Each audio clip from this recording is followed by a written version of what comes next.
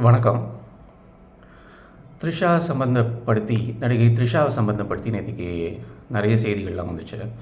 அவங்களும் அதுக்கு பதிலடி கொடுத்து எல்லாம் பண்ணியிருக்காங்க. இதை பற்றி நிறைய டிவி சேனல்ஸ்லேயும் நிறைய யூடியூப் ஊடகங்களையும் நிறைய பேர் வந்து வீடியோ போட்டுட்ருக்காங்க, எல்லாம் பண்ணிகிட்ருக்காங்க. ஸோ இதை பற்றி ஃபர்தராக வந்து எக்ஸ்பிளைன் பண்ணுறதுக்கு வந்து நான் இந்த வீடியோ போடல.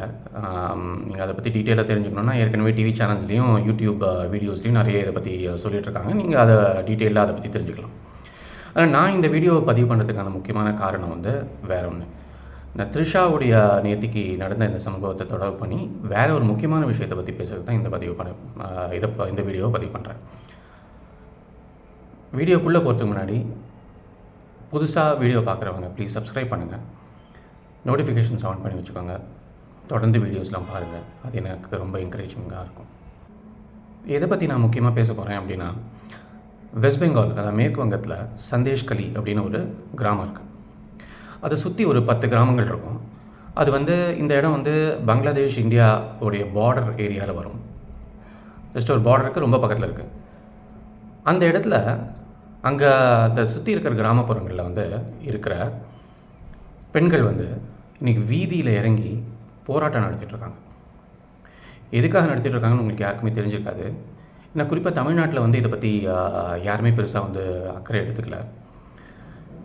கொஞ்சம் ஒரு சின்ன டீட்டெயில் மட்டும் கொடுத்துட்றேன். அங்கே இருக்கிற லோக்கல் எம்எல்ஏ, அதாவது டிஎம்சி மம்தா பானர்ஜி நடத்திட்டு இருக்கிற கவர்மெண்ட்டு, அது டிஎம்சி, அதோட எம்எல்ஏ சேர்ந்த ஒருத்தன் வந்து அவனோட அடியாட்களும் தொடர்ந்து 2 மாதம் 3 மாதம் இல்லை, தொடர்ந்து 1 வருஷம் 1.5 வருஷமாக அங்கே இருக்கிற அந்த பகுதிகளில் இருக்கிற அந்த பெண்களுக்கு பாலியல் வன்கொடுமை கொடுத்துருக்கான். ஏகப்பட்ட சித்திரவதையை அவங்க அனுபவிச்சுட்ருக்காங்க. தொடர்ந்து 1 வருஷம் 1.5 வருஷமாக இது நடந்துகிட்ருக்கு. இந்த டான் எம்எல்ஏக்கு வந்து அந்த ஏரியாவில் வந்து ரொம்ப செல்வாக்கு இருக்குது. அவன் வந்து இந்த பெண்கள்லாம் வந்து மிரட்டி வச்சுருக்கான். இந்த விஷயத்தை பற்றி நீங்கள் வெளில சொன்னீங்க அப்படின்னா அவங்க குடும்பத்தையே நாங்கள் வந்து தீர்த்து கட்டிடுவோம் அப்படின்னு மிரட்டி வச்சுருக்காங்க. அதனால் இவங்களாம் வந்து யாருமே வந்து வெளியில் வந்து அவங்களால சொல்ல முடியாத ஒரு சூழ்நிலையில் இருந்திருக்காங்க. இப்போ வரைக்கும் இந்த எம்எல்ஏயும் அவங்களோட அடியாட்களும் யாருமே வந்து கைது செய்யப்படல. இந்த அரசோடைய பாதுகாப்பில் தான் அவங்க அந்த எம்எல்ஏ அந்த அடியாட்கள் எல்லாருமே வந்து இன்னமும் தலைமறைவாக தான் இருக்காங்க. எஃப்ஐஆருங்கிற பேரில் வந்து போலீஸ் வந்து ஒரு எஃப்ஐஆர் வந்து ஃபைல் பண்ணியிருக்காங்க. அது வந்து இந்த பெண்களே வந்து கிராஸ் கொஸ்டின் பண்ணி சந்தேகப்படுற மாதிரி உள்ள விசாரணையெல்லாம் வந்து இன்னமும் நடந்துகிட்டு தான் இருக்குது. அது நடந்துகிட்ருக்கு. இந்த மாதிரி ஒரு பெரிய கேலி கூத்து நடந்துகிட்ருக்காங்க. இது வெளியிலேயே வரல.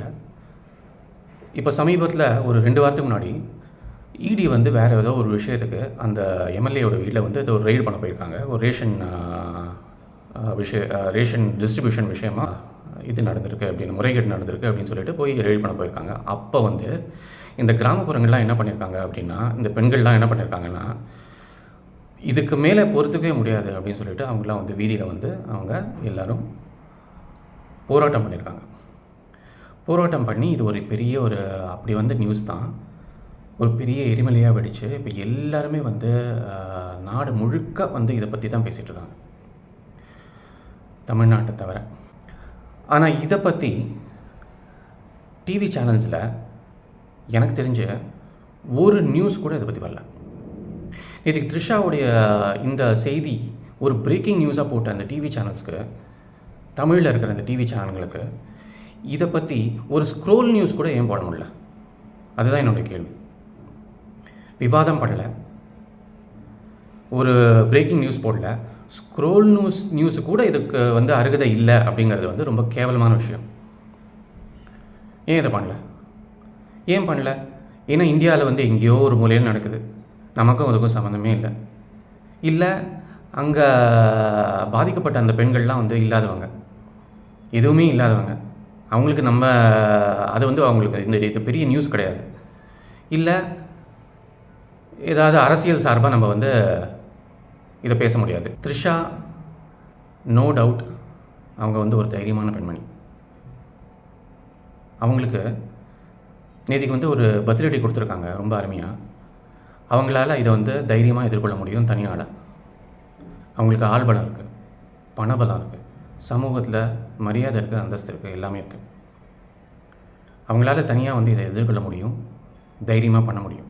ஆனால் இந்த பெண்மணிகளுக்கு வீதியில் வந்து போராட்டிட்ருக்காங்க இல்லையா, இந்த பெண்மணிகளுக்கு எதுவுமே இல்லை. இந்த எம்எல்ஏயும் அவங்களோட அடியாட்களும் என்ன பண்ணியிருக்காங்க அப்படின்னா, இந்த எம்எல்ஏ வந்து அந்த ஏரியாவில் இருக்கிற பெரிய டான்.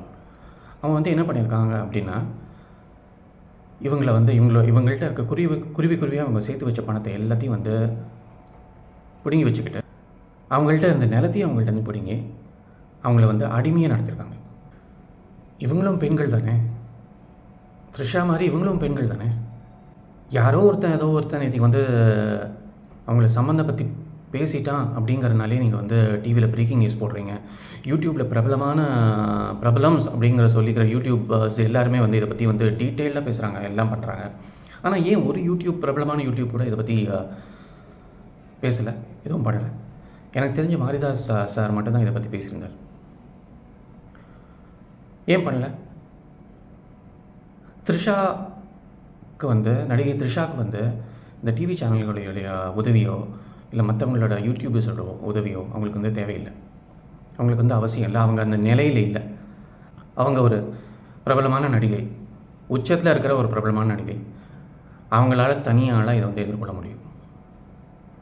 இதுக்கு யாராவது சொல்லி அவங்க வந்து இந்த பதிலடி கொடுத்துருப்பாங்கன்னு நினைக்கிறீங்க? அவங்களால இதை ஹேண்டில் பண்ண முடியும். ஆனால் இவங்களுக்கு யாருமே கிடையாது.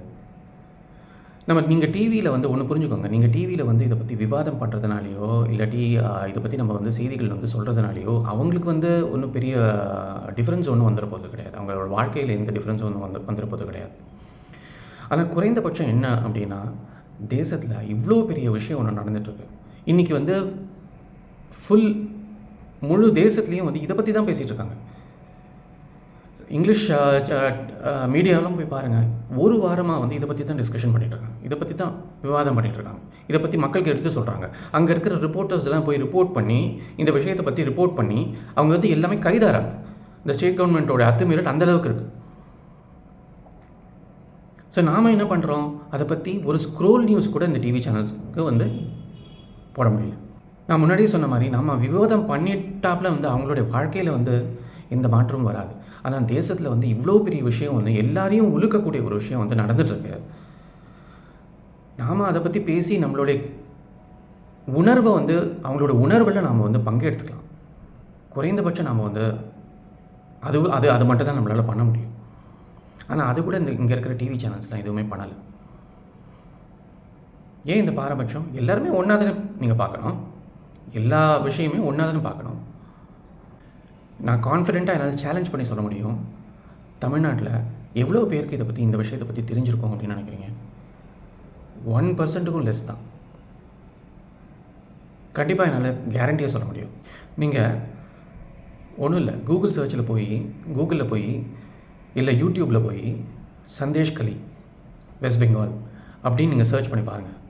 இப்பயும் ஒன்றும் மோசம் இல்லை, இதை பற்றி தெரிஞ்சுக்கங்க. அட்லீஸ்ட் நான் சொல்கிற விஷயத்தில் உங்களுக்கு வந்து உடன்பாடு இருக்கும் அப்படிங்கிறத நம்புகிறேன். இந்த வீடியோ உங்களுக்கு பிடிச்சிருந்தது அப்படின்னா ப்ளீஸ் சப்ஸ்கிரைப் பண்ணுங்கள். தொடர்ந்து வீடியோஸ்லாம் பாருங்கள், நோட்டிஃபிகேஷன் ஆன் பண்ணிக்கோங்க. பதிவோட இறுதியாக இந்த நடுநிலை அப்படின்னு சொல்லிக்கிற அந்த தமிழ் டிவி நியூஸ் சேனலுக்குலாம் ஒரு கேள்வி. பாரபட்சமே இல்லாமல் எந்த மாதிரி விஷயத்துக்கு நீங்கள் உங்கள் குரல் கொடுக்கணும் அப்படிங்கிறது உங்களுக்கு ஏன் தெரியல?